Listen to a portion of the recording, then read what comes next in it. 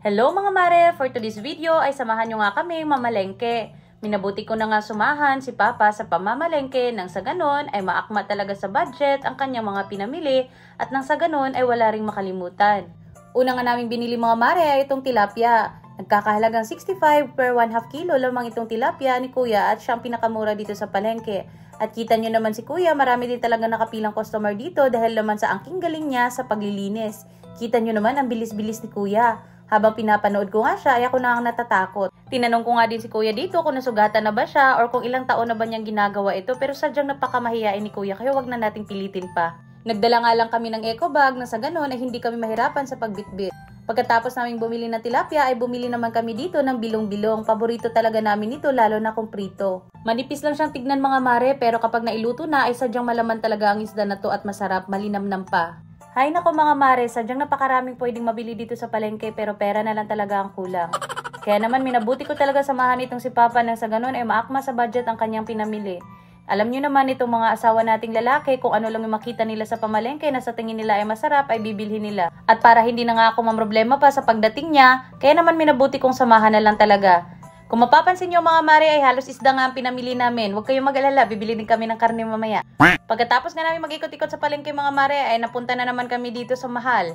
Kaya mahal nga ng hipon mga mare pero alam ko masarap talaga itong kainin at si Papa paborito niya rin itong iluto. Kaya naman, kahit mahal mga mare, pagbigyan na natin. Plano nga namin dito mga mare ay haluan nga ito ng gulay na kalabasa at saka sitaw at saka gagataan. Solve na yon. Habang nagbo-voice over nga ako dito mga mare at tinitignan ko yung presyo ng mga bilihin, hay nako Diyos ko. Ang mahal mabuhay ngayong panahon mga mare.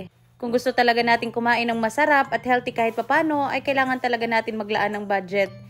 Kaya napaisip nga ako mga mare habang nagbo-voice over, may babalik pa kaya yung dati? Yung dati na meron ka lang 100 piso, makakabili ka na ng ulam, kahit papano masarap, at saka may ikaanin na rin, or bigas. Hay nako, kailan pa kaya mangyayari yun mga mare? Pero kidding aside mga mare, sobrang laki na talaga ng pinagbago ng mga presyo ng mga bilihin ngayon.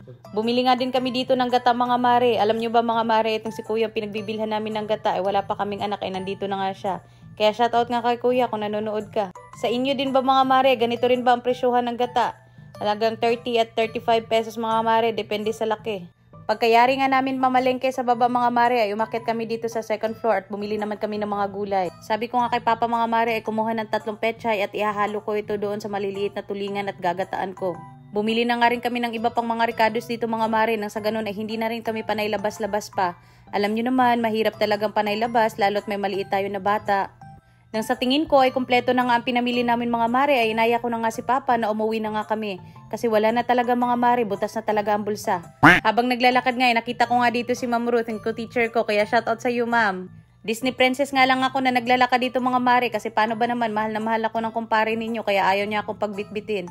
O mga mare, kung umabot kayo sa punto ng video na to, sige nga po, hulaan nyo nga po kung ano sa tingin ninyo ang lulutuin namin ngayong gabi para sa ulam. Kung ano nga po ang hula ninyo mga mare ay comment lang sa comment section sa baba mamaya kung ano sa tingin ninyo ang ulamin namin dito sa mga pinamili namin at mananalo ng 200 pesos GCash. Nakauwi na tayo ng bahay mga mare at ito nga lahat ang pinamili natin. Medyo marami din ang pinamili natin nang sa ganun talaga ay umabot ito ng 2 linggo. Kidding aside, baka 1 linggo mga mare pero sisikapin. At huwag kalimutang i-share ang ating video. Ayun lang po for today's video. Salamat sa panonood. Stay safe and be kind.